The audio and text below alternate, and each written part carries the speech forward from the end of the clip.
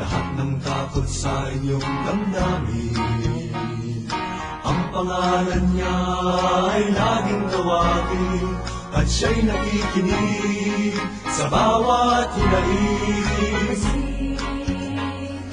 Tumulat sa kanyang kapangyarihan, nabatid mo ba na siya'y naglalaan, patuloy na naghahatid ng tunay na kalayaan. Magandang umaga po sa inyong lahat. Ako, narito na naman po kami ang inyong makakasama sa ating sama-sama sa lingguhan nating pagninilay sa Ebanghelyo ng ating Panginoon. Dito po sa programang Manalika. Ito po si Father Lloyd Nepomuceno. At ito naman po ang inyong kaibigan, si Brother Richard, ang makakasama ninyo ngayong umagang ito. Ayan po, ngayon po ay pinagpala muli tayo at binigyan tayo ng Panginoong Diyos ng makakasama na bisita na kasama po nating magninilay ngayong araw na ito. Sila po ay mga seminarista ng diocese. Ito po si Brother Redentor T. Asuncion Jr. mula po sa bayan ng Likab at nagkasalukuyan nag-aaral po sa San Carlos Seminary. Magandang umaga po sa ating lahat. Ito po si Brother Ralph Martinez mula sa bayan ng San Jose. Kasalukuyang nag-aaral ng teolohiya sa San Carlos Seminary. Ayan po, sila po ay talagang nasa theology na po sila at mga ilang panahon na lang po ay makakasama na sa hanay ng kaparian. Kaya po, ipagdasal po natin ang tatlo nila, Brother Richard, si Brother Redentor at Brother Ralph at mga seminarista po ng ating diocese. Okay, so bago po tayo mag-umpisa ay magandang tumahimik muna tayo sandali at humingi ng basbas at patnubay sa ating Panginoon sa pamamagitan ng panalangin. Sa ngalan ng Ama at ng Anak at ng Espiritu Santo. Amen. Ama naming makapangyarihan, kami po'y nagpupuri at nagpapasalamat sa walang hanggang awat biyaya na iyong patuloy na ipinagkakalob sa amin. Sa biyaya ng buhay, sa biyaya ng pamilya, at sa biyaya ng pagkakaibigan. Pagpalain mo kami, Panginoon, ngayong araw na ito, ang araw na muling pagkabuhay ng iyong pinakamamahal na anak. Patnubayan mo po kami sa pang-araw-araw naming buhay. Ang lahat ng ito inihiling namin sa ngalan ni Kristong aming Panginoon. Amen. Sa ngalan ng Ama at ng Anak at ng Espiritu Santo. Amen. Amen. Ngayon po ay pakinggan natin ang Ebanghelyo ngayong araw ng linggo. Ang mabuting balita ng Panginoon ayon kay San Juan. Sa unang araw ng Sanlinggo, maagang nagpunta sa libingan si Maria Magdalena habang madilim pa. Nang makita niyang tinanggal ang bato mula sa libingan, patakbo siyang pumunta kay Simon Pedro at sa isa pang alagad na mahal ni Jesus. Sinabi niya sa kanila, may kumuha sa Panginoon mula sa libingan at hindi naman alam kung saan nila siya inilagay. Kaya lumabas si Pedro at isa pang alagad at pumunta sa libingan. Sabay na tumakbo ang dalawa. Ngunit mas mabilis tumakbo ang isa pang alagad kay Pedro at naunang nakarating sa libingan. Pagkayukod niya'y nakita niya naroroon ang telang lino, ngunit hindi siya pumasok. Dumating si Simon Pedro na kasunod niya at pumasok siya sa libingan. Nakita niya na nakalatag ang mga telang lino at ang panyong namang nakatalukbong sa ulunan niya at di nakalatag gaya ng mga telang lino, kundi nakalulon sa mismong lugar na iyon. Pumasok noon ang isa pang alagad, ang unang nakarating sa libingan, at nakita niya at naniwala siya, sapagkat hindi pa nila alam ang kasulatan na kailangan niyang magbangon mula sa pagkamatay. Ang mabuting balita ng Panginoon. Pinupuri ka namin, Panginoong Jesucristo. Okay, so ayan po, napakinggan po natin ang Ebanghelyo. Ngayon nga po ay Easter Sunday. Happy Easter po sa inyong lahat. Naku, nabuhay si Kristo. Alleluia, alleluia. At tayo po ay sumasaimpapawid sa 103.3 Radyo natin San Jose at 105.3 Radyo natin Gimba. At kami din po ay napapakinggan sa buong mundo. Nako, sa pamamagitan po ng internet, syempre. At tayo po ay pwede nyong bisitahin sa www.rnsjct.net.tc at sa www.rngonline.org. At yung mga mahilig pong mag-Facebook dyan, kami po ay nakalink din sa Facebook. I-click nyo lang po at makikita nyo na doon yung aming mga episode at mapapakinggan nyo ang programang Manalika. At ngayon po ay dumako naman tayo sa mga pagbati. Binabati po natin at pinasasalamatan pa rin ang patuloy na pagsuporta sa atin ng ating mga sponsors. Una po ay si Ninang Noemi at Ninong Jun dyan sa bayan ng Rizal. At si Tita Bibi Balmeo sa bayan ng Lupao na naninirahan ngayon po sa Mandaluyong City. At si Tita Evelyn sa San Jose ang nagbibigay po ng ating Manalika Rosary. Binabati ko naman po ang mga taga-Paitan Sur. Ako po ay dyan naka-assign ngayong Summer Apostolate. Lalong-lalo na po si Ate Emily ang BPC o Barangay Pastoral Council Coordinator. Gayon din po si Nanay Malu na napakasigasig sa paglilingkod sa ating barangay. At lahat po ng mga katulong namin sa pagtatayo ng kapilya doon. Alam niyo mga brothers ay nagtatayo kami doon ng chapel. Mga karpintero kayo doon, mga brothers, no? carpentero at construction workers kami doon. At ganoon din po, binabati ko si Ate Lilibeth dyan sa Baloy. Naku, napakasarap ng kakanin. Oh, wow. Talaga Oo. naman pong pinagdamot ko. Binigay nung Good Friday. Oo. At ganoon din, binabati ko sina Ate Min, sina Ate Vicky, at si Ate Gemma dyan sa bayan ng Lupao. Ganoon din po, nakikinig lagi yung kapatid ko dyan. Malapit lang naman dyan lang po sa Hokkaido, Japan. Wow. Ayan, salamat sa internet at nakakarating ang salita ng Diyos doon sa bansang Japan. Amen.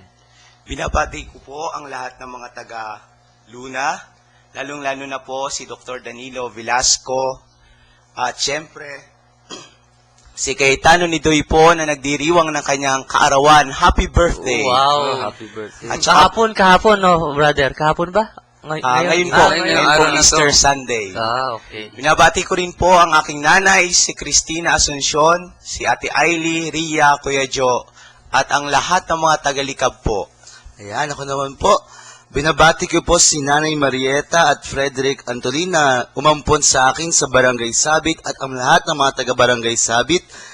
Ang binabati ko rin po ang staff ng St. Joseph Cathedral at ang mga kabataan at ang aking pamilya, ang Martinez family po. Dagdag na rin, Father, birthday nga pala kahapon ni Lizelle Jacosalem. So binabati rin natin Wow. siya. At saka si Brother Von noong Holy Holy Thursday. Thursday. Wow. So ngayon na lang po kayong maghanda kasi hindi pwede maghanda ng Huwebes Santo at Biyernes Santo, no?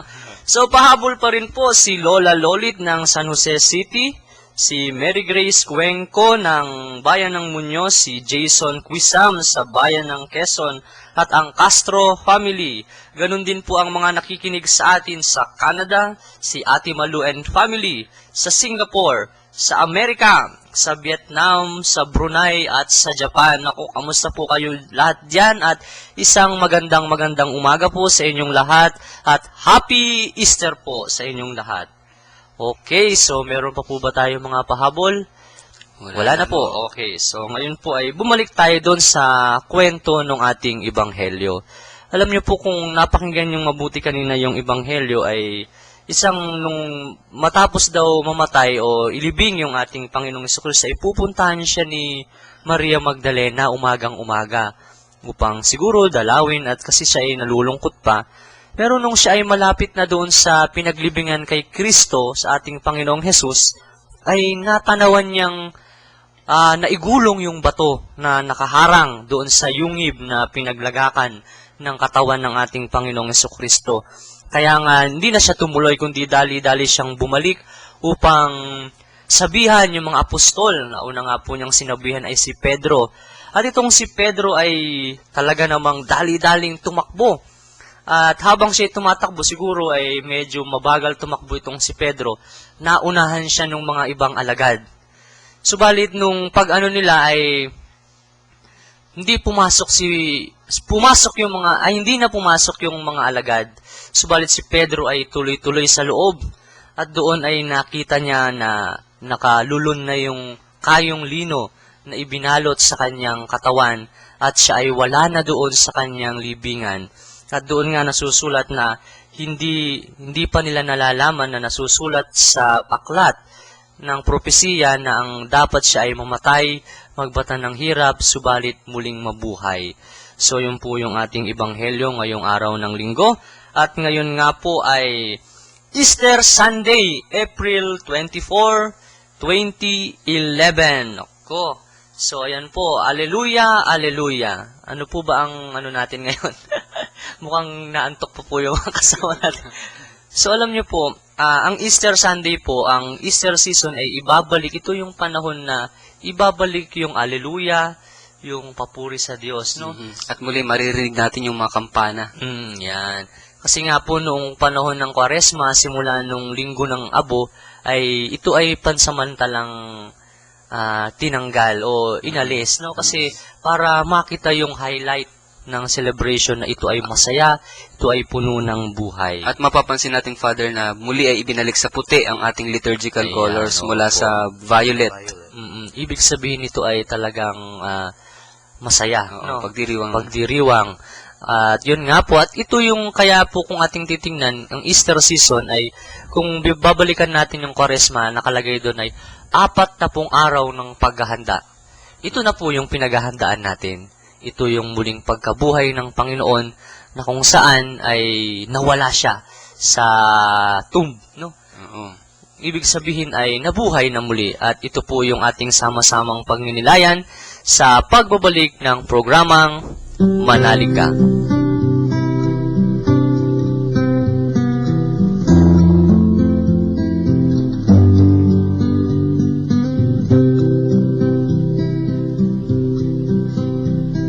Malapit na namang lumubog ang araw, dilim ng gabi, darating na naman. Sa paghimlay mo, isip mo'y naglalakbay, nakatanaw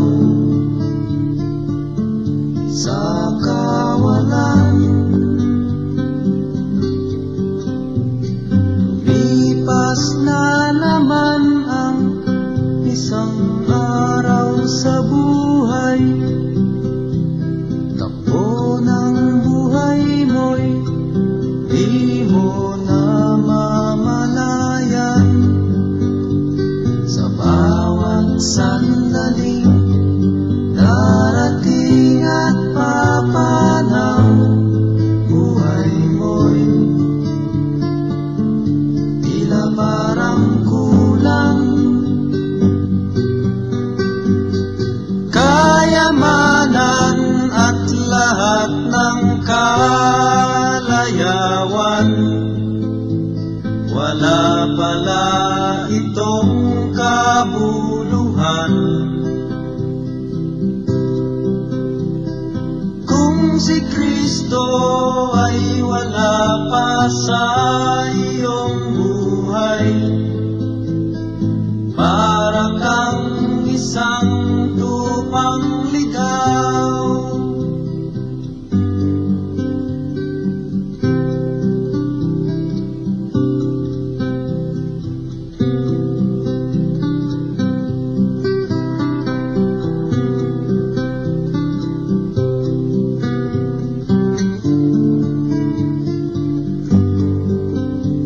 Sa bawat sandaling darating at papanaw, buhay mo'y tila parang kulang. Kayamanan at lahat ng kalayawan, wala pala itong kabuluhan.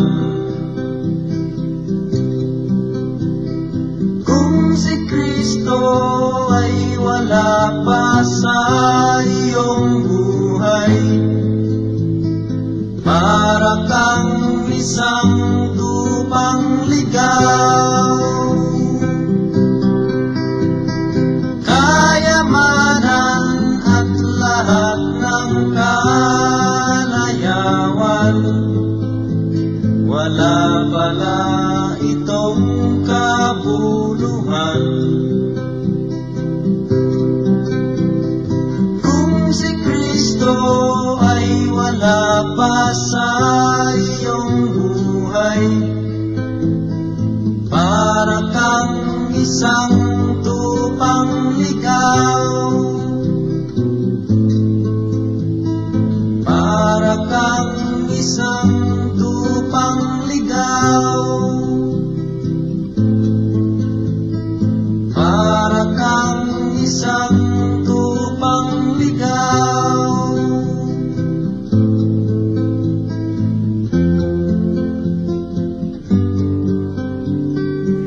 Nagbabalik po ang programang Manalika. Ito po ang inyong katoto, si Father Lloyd Nepomuceno. Ito po ang inyong kaibigan, si Brother Richard.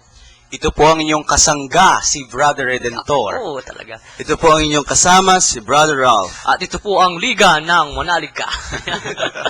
Nako. So, yun po, no, at kami pa rin po ang inyong makakadaupang palad ngayong mga oras na ito. Kanina po ay balikan natin muna yung ating pagbasa at yung ating celebration din. Ito yung Easter Sunday, no? Ibig sabihin ay paggunita ng muling pagkabuhay ng ating Panginoong Hesukristo.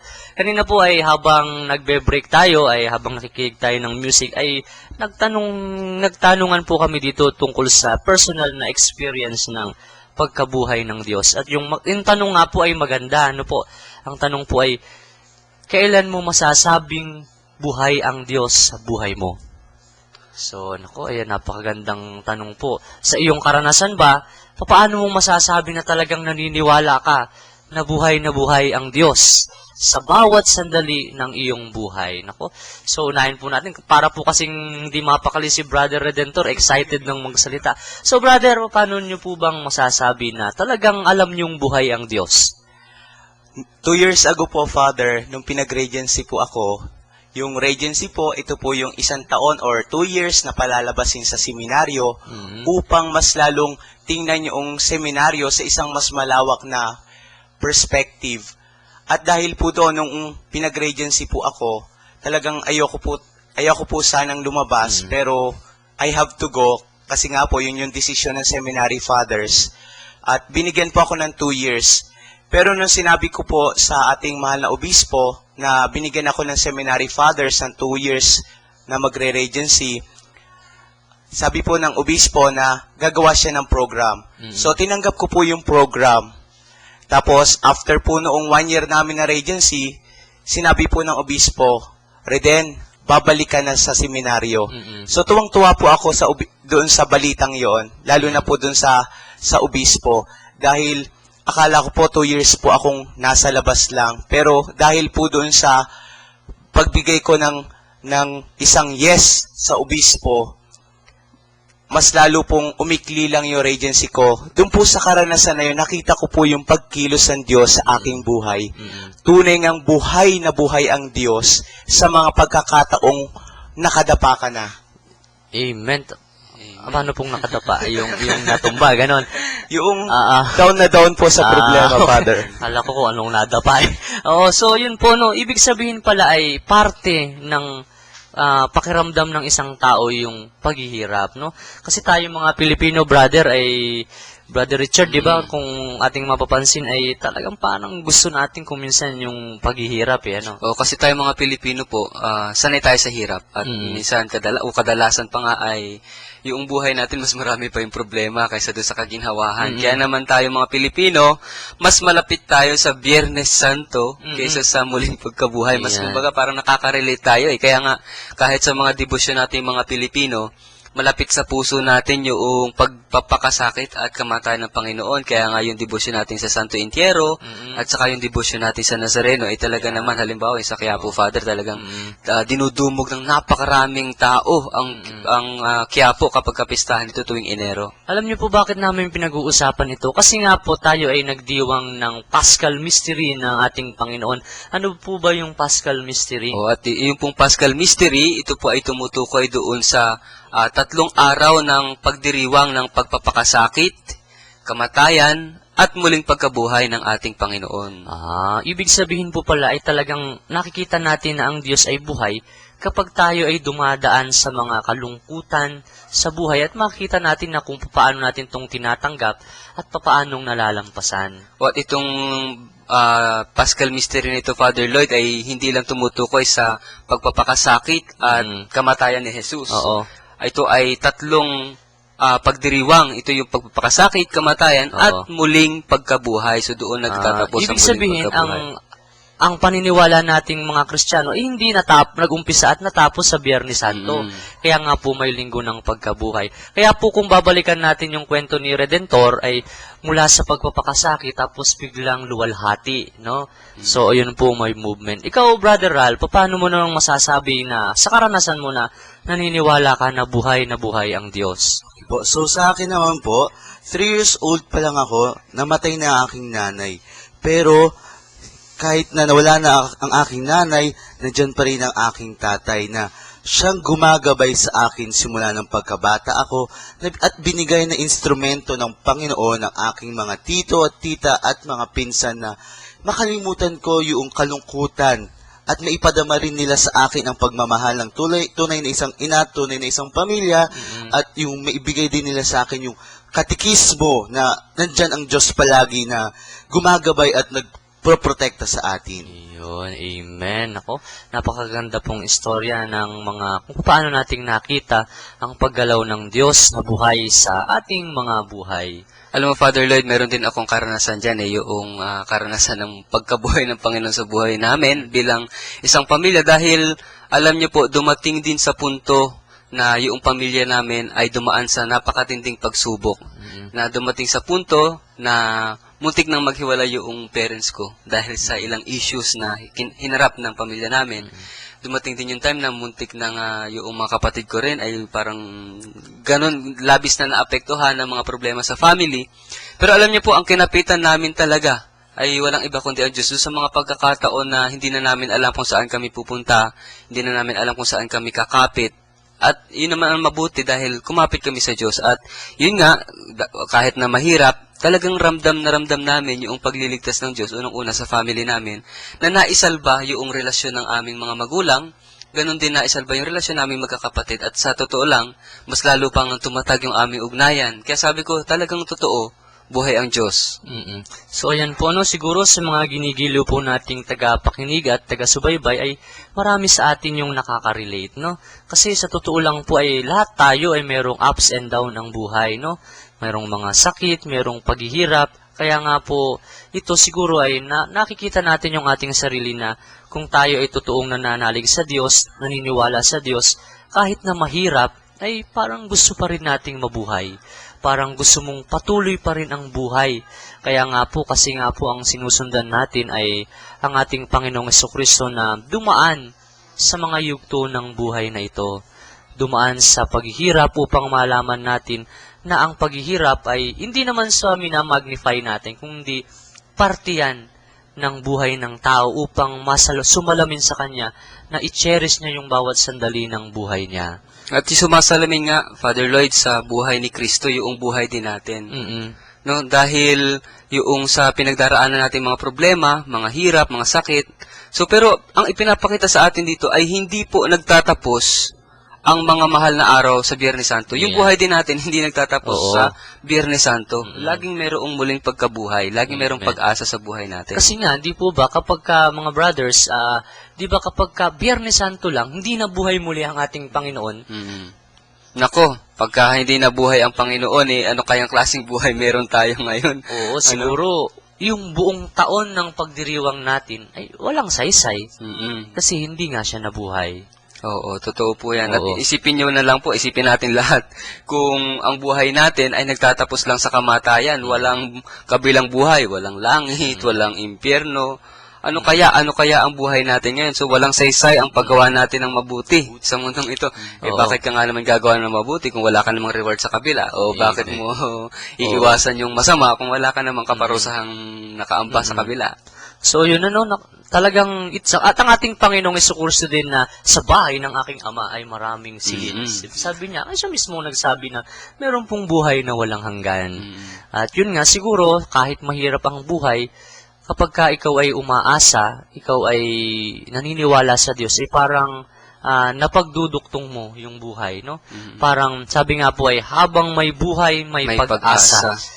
Pero kahit may buhay, kung walang pag-asa, ay parang walang buhay. Oo. Kaya nga po, ang pananampalataya sa ating Panginoong Jesucristo ay binibigyan tayo ng pag-asa. Kaya nga, Father, siguro yung mga nagpapatiwakal, na dahil sa din ng mga problema, Oo.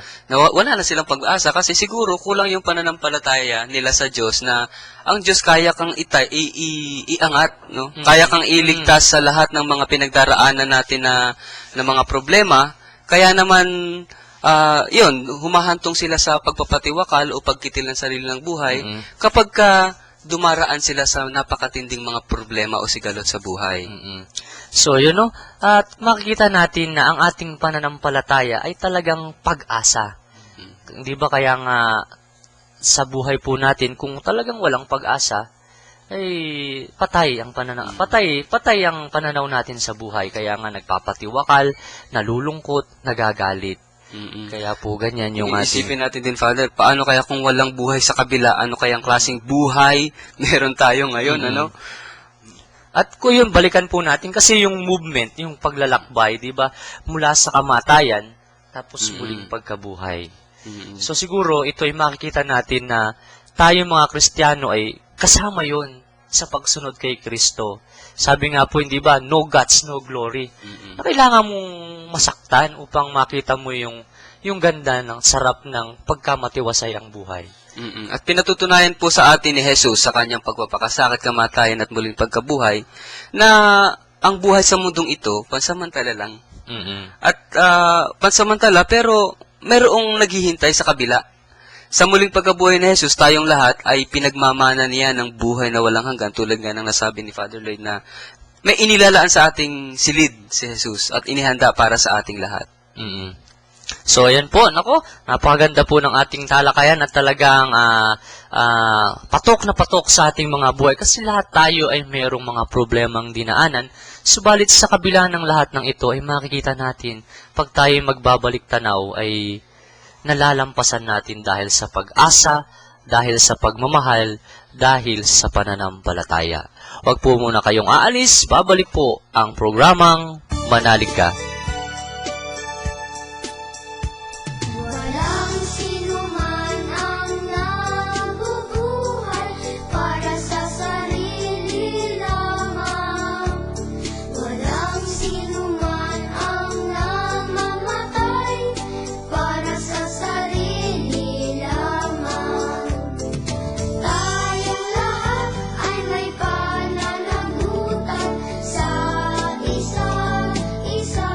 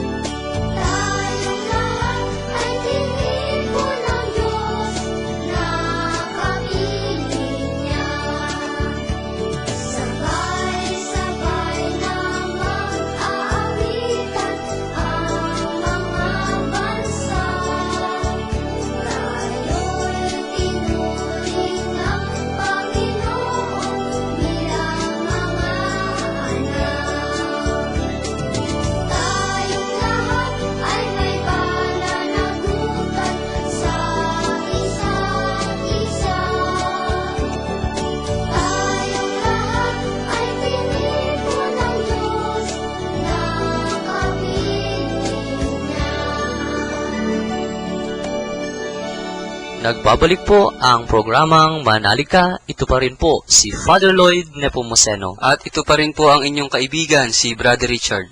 Ito pa rin po ang inyong kasangga, si Brother Redentor T. Asuncion Jr. Ito po ang inyong kasama, si Brother Ralph. Ayan, talagang Brother Redentor Jr. Sigang-siga po ang dating ano. Okay, so kanina po balikan po natin yung ating mga pinag-uusapan, no po. Kanina ay pinag-usapan natin yung Easter in general, no? Na kung baga ay yung movement ng mula sa paghihirap, pagkamatay, at muling pagkabuhay ng ating Panginoon. At dito nga po napag-usapan din natin ang pag-asa, ang pananampalataya na nagbibigay ng pag-asa sa ating lahat. At ito nga, Father Lloyd, yung karanasan natin mula sa Kwaresma hanggang sa tinatawag natin ng mga mahal na araw, ito ay pagdiriwang ng paglalakbay natin. Hindi lang ni Kristo, paglalakbay natin lahat ng nananampalataya, no? Dahil tayo ay nakikibahagi sa buhay ni Kristo, ito ay paglalakbay din natin mula kamatayan, yung sabi mo nga, patungo sa buhay, mula sa kadiliman, patungo sa liwanag, at mula sa pagkaalipin sa kasalanan, patungo sa pagpapalaya at biyaya. At yun nga, lahat ay biyaya. Pati ang Amen. paghihirap, kung makikita natin ito sa pananaw ng pananampalataya, ito ay biyaya. Kaya nga ito rin yung hamon ng muling pagkabuhay, na ito ay paglalakbay natin sa patungo sa pagbabagong buhay. No, dahil tayong lahat ay inaanyayahan, lalo na ng mga pagbasa kung atin pong nasubaybayan, ang mga pagbasa nitong Kwaresma, talagang ito'y hamon sa pagbabago at papanibago ng ating buhay. At ito rin, pagdiriwang din, Father Lloyd, ng liwanag. Dahil yun, lalo na yung gospel, yung tuong ikatlong linggo ng Kwaresma, yung tungkol sa bulag, na binigyan ni Jesus ng paningin. Ito ay paanyaya sa atin na makita si Jesus. Ibig sabihin ay mabuhay muli yung pananampalataya natin sa Diyos. Yan. Kaya nga Easter, di ba, sa silangan, sumisikat yung araw, at ang araw ang pinakadakilang liwanag. Subalit, may dakila pa sa kanya. Ito ang Panginoon. Kaya ito ay Easter. So, yun. No? Ngayon naman ay pumunta tayo dun sa ikalawang bahagi na dun sa Ebanghelyo, yung kung saan ay maalala po natin dun sa nabasa kanina, ay yung libingan na walang laman. Yung empty tomb, ano po? Yan, empty tomb sa salitang Ingles. Ano po ba ang ibig sabihin nito? Bakit kailangang isalarawan na ang libingang ito ay wala ng laman? Alam, base po sa mga nag-aral na o mga dalubhasa sa Biblia, ito yung natatanging patunay, isa sa mga natatanging patunay na ang Diyos muling nabuhay. Una, na walang laman yung libingan. At pangalawa, yung mga sa susunod nating mga pagbasa, kung kayo po ay magsisimba sa mga susunod na linggo, ang pangalawang patunay na ang Diyos ay muling nabuhay ay dahil nakita nilang buhay si Jesus. No? Una ito, yung walang laman. Pero mahalagang magandang pagnilayan natin, Father, yung ano ba itong libingan na itong walang laman? Iyon. No? At ayun nga po, kung ating titignan ay yung mga kayong lino ay nakatupi, di ba? Kung ito ay ninakaw yung bangkay, siyempre kapag ikaw ang magnanakaw, hindi mo na itutupi yung mga kayong lino. Talagang iiwanan mo lang gura-gurabos yun. Para ba yung nagnakaw sa isang bahay na inayos pa yung bahay diba? na pinagnakawan? Siyempre, hindi mo na ayusin kasi ninanakaw mo nga, tinatakas mo kasi nag-aapura ka, di ba? Baka mahuli ka. Pero hindi nakatupi. Ibig sabihin, talagang hindi nag-aapura, talagang nabuhay ang ating Panginoon. At kung titingnan din natin, Father, ano ba yung libingan? Alam niyo po, ang libingan sa panahon ni Jesus, Yan, ito ay hindi kagaya ng mga libingan natin yan na napakagaganda, talagang may mga museyo pa, ano. Dahil noon po ang mga libingan ay mga nasa loob ng mga kuweba. At sila talagang papagawa ng kuweba para doon libingan. Kaya may nabanggit sa ating Ebanghelyo na ginulong yung bato. Ito yung panara ng kuweba. Ibig sabihin, ang pagsasalarawan na ito ay kapag kalibingan ay madilim. Madilim, nakakatakot, no? Nakakalungkot. Yun kasi, kuweba nga eh. At yun po, kaya empty tomb kasi wala na doon. Hindi doon nakasentro yung muling pagkabuhay ng ating Panginoon. At kung mapapansin natin, Father, doon naka-focus ang attention ni Maria Magdalena at ng mga alagad. Yung bang dahil punong-puno sila ng kanyang sarili, yung emotion, dahil iniwan sila ng kanilang pinakamamahal na kaibigan at Panginoon. So doon naka-focus lahat ng attention nila sa libingan. Pero wala na doon. Kaya lang, yun nga, wala na roon si Jesus. Kaya nga po, kung babalikan natin yung first part, diba, kung minsan tayo kasi minamagnify natin yung kalungkutan, yung sakit. Pero mahalaga yun, pero wag mong mong isentro yung atensyon mo doon. Oo, kaya nga, Father, nakakalungkot, sabi natin kanina sa unang bahagi ng ating mga pagninilay na tayo mga Pilipino ay napakalapit sa atin yung Biyernes Santo. Kasi siguro kagaya rin tayo ni Maria Magdalena at ng mga alagad na nakafocus pa rin doon sa libingan. Yan, oo. No? At kagaya nga siguro nung isang araw, talagang mainit na mainit yung ulo ko. Parang wala na akong gustong gawin kasi nakapokus na lang dun yung init ng ulo ko. Oo. Pero kung napagtanto ko na, o nga kung magdwedel ka lang sa init ng ulo, ay walang magagawa. Oo, So, pero sabi nga doon, wala naman na doon si Jesus, hindi ba? Alam tayo mga Pilipino rin, mahilig tayo sa mga teleserye talaga yung tipong mga kawawang-kawawa na yung mga Yan, oo. yung mga bida, di ba? Iyon. Pero nasaan? Saan napunta ang ating Panginoon? Kung wala siya doon, nasan siya? Yan. Brother Redentor, sa ating mga binasa ay palagay mo, saan napunta yung ating Panginoong Jesucristo? Sinasabi po, Father, sa Ebanghelyo, ang ating Panginoong Jesucristo ay matatagpuan sa Galilea. Ano po ba ang Galilea? So yung Galilea po, dito po yung unang tinawag ni Jesus ang kanyang mga alagad.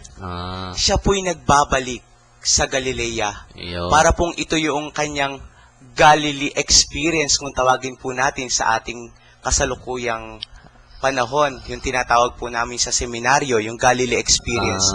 Di ba po, Father, pag po down na down tayo sa ating mga problema, para bang gusto natin magpalakas muli, pumupunta po tayo, binabalikan po natin yung ating mga Galilee experience, yung mga karanasan natin sa Diyos.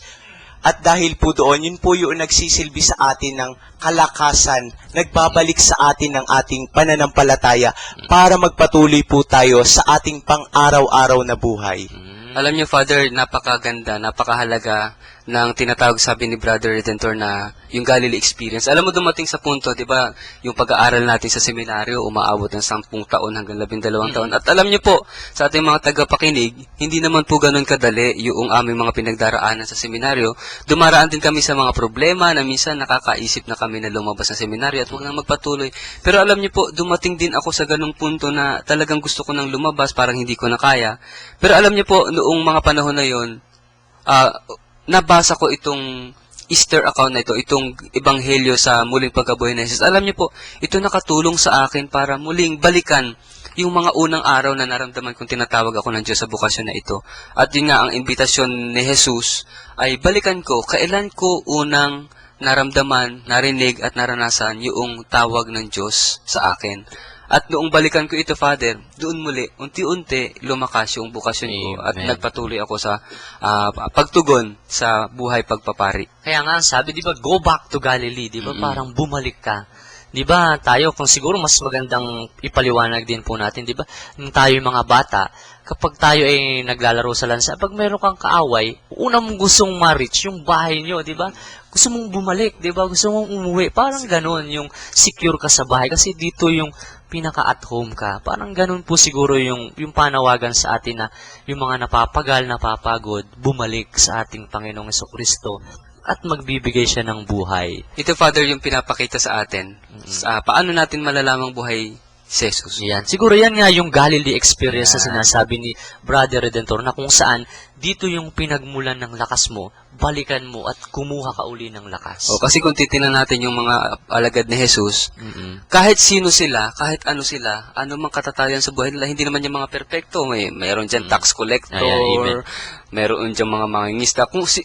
Despite kung sino sila, tinanggap sila, tinawag sila, at minahal sila ni Ayan, Jesus. bakit po sa Galilee? Ang dami namang lugar. Bakit sa Galilee? Alam niyo po, ang Galilee, mismong yung salitang Galilea, ito ay nangangahulugan na circle, no? Talagang bilog. At yun nga, yung sabi kanina ay invitation para balikan natin, magbalik tanaw tayo, at tingnan natin yung karanasan natin at unang-una, tayo ay minahal, tinanggap at tinawag ng Diyos. Amen.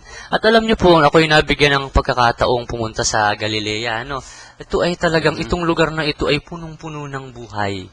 Yung kanyang lawa ay napakaraming isda. Yung daming mga ibon na lumilipad, nagkakanlong. At yung sa paligid po ng lawa na ito ay maraming mga puno, mga halaman na nabubuhay. At doon siguro, kaya sa ang ating Panginoon, ang pagsasalarawan din po siguro, ay bumalik doon upang ipakita na ang buhay natin ay punong-puno ng buhay sa pananiwala at pananalig sa Kanya. Amen. So, yun po. Siguro, ano pa ba ang makikita natin dito sa ebanghelyo na ito? Patuloy si Jesucristo sa pagbibigay ng buhay. Maganda, Father, yung nabanggit mong imagery, yung Galilee, kasi nandyan yung lawa ng Galilea, Lake of Galilee. na alam naman natin na itong lawa ng Galilea, puno-puno ng buhay, at itong buhay na ito ng lawa ay ibinabahagi niya, Father. Yan, amen, opo. Ibinabahagi niya sa iba, tulad noong, di ba, dumadaloy dyan ang gagaling yung Jordan, yung tubig sa Jordan. ng Jordan, di ba? Patungo dun sa Dead Sea. At Yan. yung pagkakaiba sa Dead Sea, itong Dead Sea na to, ay hindi naman siya nagbibigay ng tubig sa iba. Ayun. Kaya tinawag siyang Dead oo. Sea kasi sobrang alat na.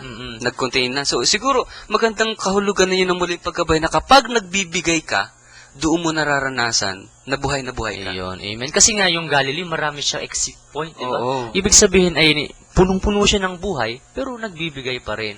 Hindi kagaya ng Dead Dead Sea, Sea. tanggap ng tanggap, Hindi ayaw hindi marunong magbigay. Ayan, kaya patay. Oo, kaya patay siya. Ayun. At ganun din siguro nangyayari sa buhay natin kapag tayo hindi marunong magbigay, tanggap lang tayo ng tanggap, para na rin tayong patay. Ayan, ako napakaganda pong pagpapaliwanag no, na ang Panginoong Jesucristo ay nagbigay ng buhay, pero sa kanyang pagbibigay ay hindi naman nawala sa kanya ito.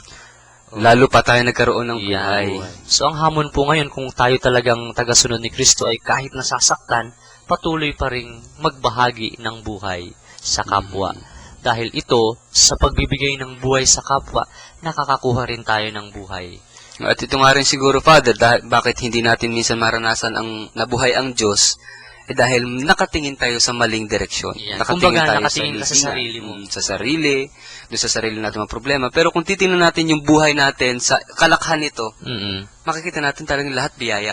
Nako, mga brothers, ano po ba ang masasabi nyo tungkol sa muling pagkabuhay dito sa ating ebanghelyo? Yan, sige, sa pinag-uusapan natin na pagbabahagi, siguro, kung magbabahagi ka, dapat nanggagaling ito sa loob ng ating puso, sa kaibuturan.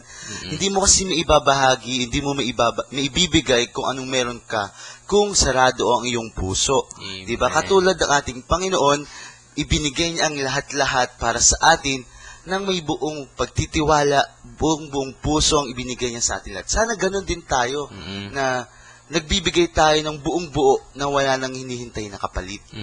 At yun din po yung mensahe na muling pagkabuhay, na kapag ka tayo'y nakafocus lang po sa ating sarili, para bang hindi na natin binibigyan ng pag-asa yung ating sarili na makita yung ibang bagay sa labas.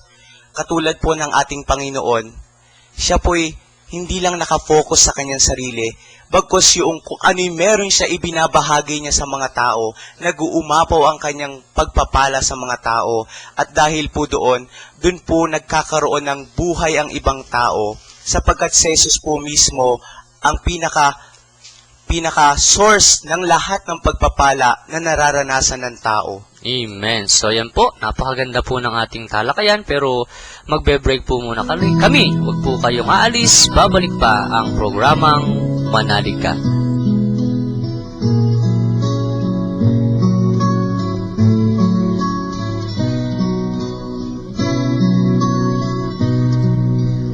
Tila kay daling magpasalamat sa Diyos sa mga pagpapalaang lagi niyang kaloob. Ngunit kung may dusa at may kalungkutan, tila ba kay hirap ang siya'y pasalamatan? Tila ba kay hirap magbigay ng papuri kung mga kabiguan na daramang lagi? Natitirang pag-asa'y tila pa maglalaho sa nadaramang paghihirap ng puso. Ngunit ang pangako niya'y huwag kang mahihindig. Pagkatapos ng gabi, araw ay darating. Luma sa mga mata'y kanyang papahiling. Paghihirap ng puso'y kanyang papaliin.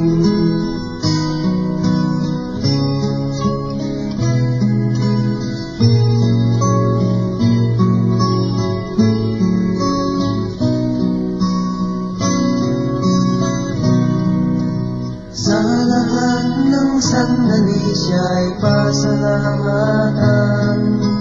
Buhay man may tagumpay o may kabiguan, pangako ng Diyos ay lagi mong panghawakan. Di na tayo iwan o pababayaan, dahil ang pangako niya'y huwag kang maninindig. Pagkatapos ng gabi, araw ay darating. Luha sa mga mata'y kanyang papahirin. Paghihirap ng puso'y kanyang papawiin. Ngunit ang pangako niya'y huwag kang maninindig. Pagkatapos ng gabi, araw ay darating. Luha sa mga mata'y kanyang papahirin. Paghihirap ng puso'y kanyang papawiin.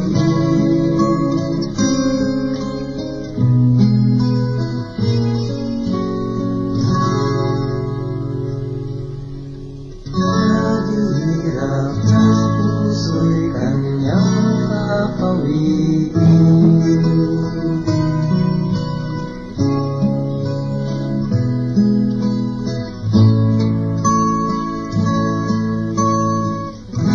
Nagbabalik po ang programang Manalika. Ito pa rin po si Father Lloyd Nepomuceno. At ito naman po si Brother Richard. Ito naman po si Brother Redentor Asuncion, ang inyong kasangga. At ito po si Brother Ralph. Talaga naman si Brother Redentor, ano? Talagang kala mo, investigador. Okay, so, balikan po natin yung ating mga napag-usapan kanina. Una po, doon sa unang bahagi ay yung linggo ng pagkabuhay sa kanyang kaganapan na tema. No po, ito po, kung ating titingnan, ay makikita natin yung movement mula sa paghihirap, pagkamatay at muling pagkabuhay. At dito po ay ipinakita natin na ang buhay ng tao, mahalaga ang paghihirap. Kumbaga ay parang makita mo yung movement ng muling pagkabuhay ng Diyos sa buhay mo dahil pag walang hirap, ay parang wala lang.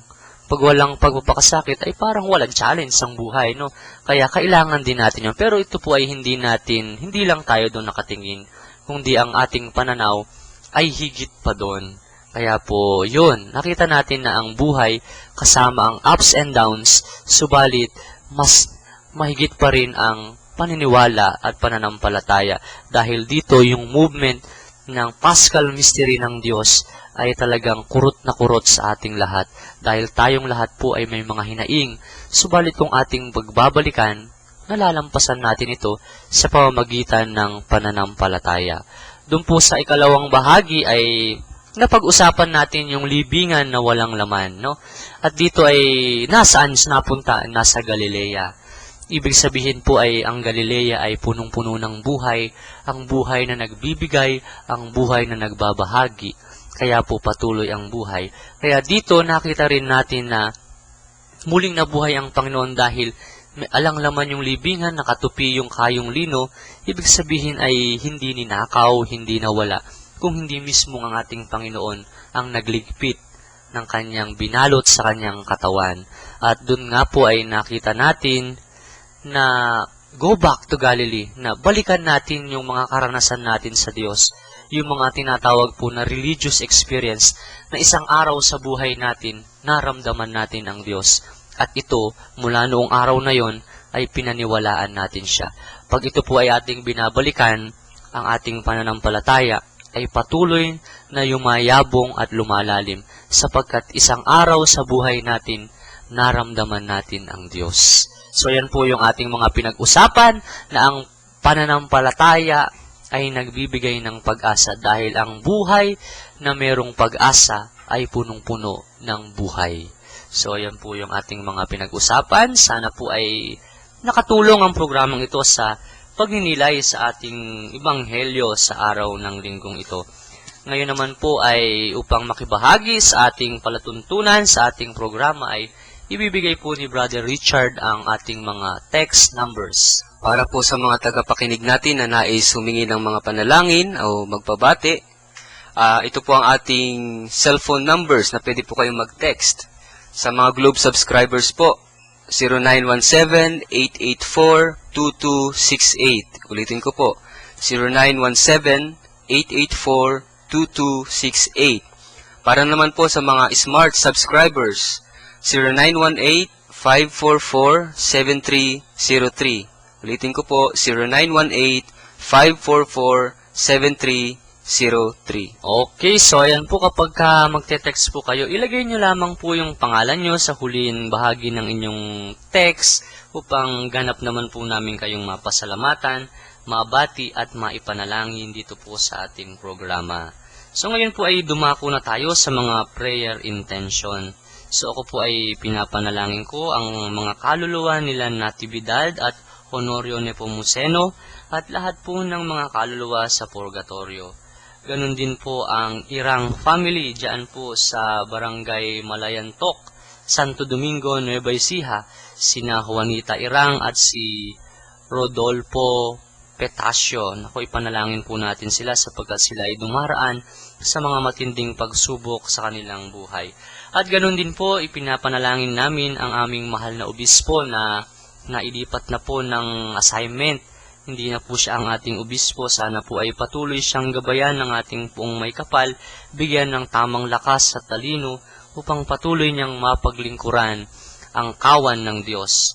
At ganun din po, pinagdarasal namin ang Diocese ng San Jose na sana po ay magkaroon kami umuli ng bagong obispo sa lalong madaling panahon.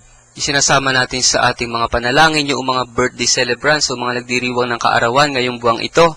Lalong-lalo na yung mga nabanggit natin kanina, sina Brother Daniel, si Brother Von, at saka si Lizelle na dito sa parokya ng Kuya po. At sa lahat po ng nagdiriwang ng kaarawan ngayong buwan na ito. Gayun din po, pinagdarasal din natin ang spiritual guidance at good health ni na Mrs. Elsa Kapunan, Visitacion Monforte, at ganun din si Mrs. Luwalhati Peralta dyan sa Paitan Sur.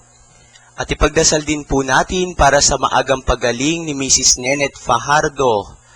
Nawa po ang ating Panginoong Yesus ang siyang humipo sa nanay na ito upang siya po'y patuloy na maglingkod sa Diyos at sa sambayanan. Ipadalangin din po natin ang good health ni na Joji, Edna at Mabel. Para din po sa mga kaluluwa nila Marivic, Eduardo Sr. at Cristina Martinez at Marcelo Mempin Sr. Ngayon po ay sama-sama nating itaas ang ating mga panalangin sa ngalan ng Ama, ng Anak, ng Espiritu Santo. Amen. Panginoon, maraming salamat po sa iyong paggabay sa amin sa mga mahal na araw. Panginoon, itinataas po namin ang aming mga panalangin sa iyo, ang mga kahilingan at pagsusumamo. Pakinggan mo po kami at huwag mo po kaming pababayaan.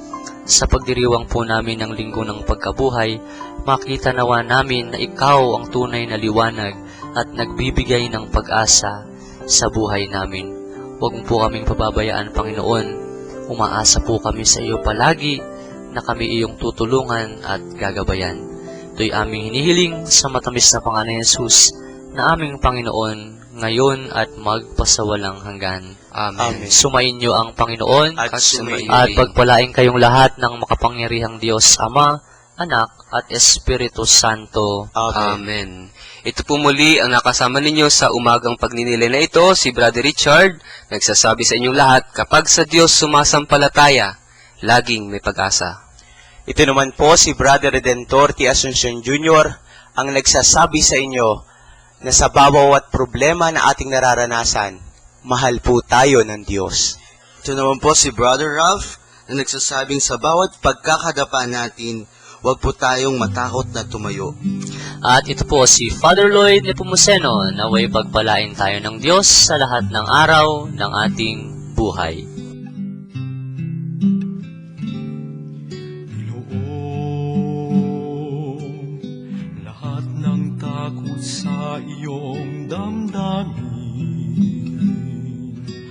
Ang pangalan niya lagi ang tawagin at siya'y nakikinig sa bawat hinaing.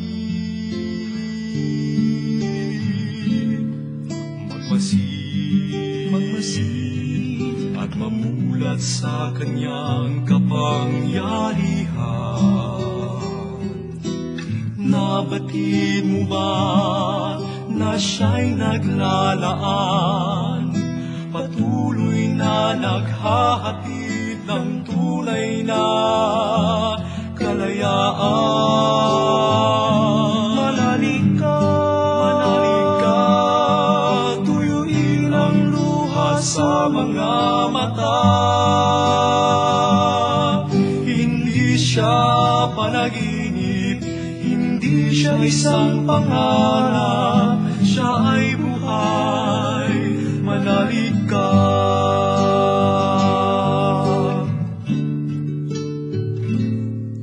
Ang ngayon, tila walang mararating na bukas. Ngunit kung siya ang ating hayaang maglandas, pag-asa ay muling mabibigkas. Manalig ka, tuyuin ang luha sa mga mata. Hindi siya panaginip, hindi siya isang pangarap, siya ay buhay. Manalig ka. Manalig ka, tuyuin ang luha sa mga mata. Hindi siya natutulog, hindi nakakalimot kay Jesus. Manalig ka.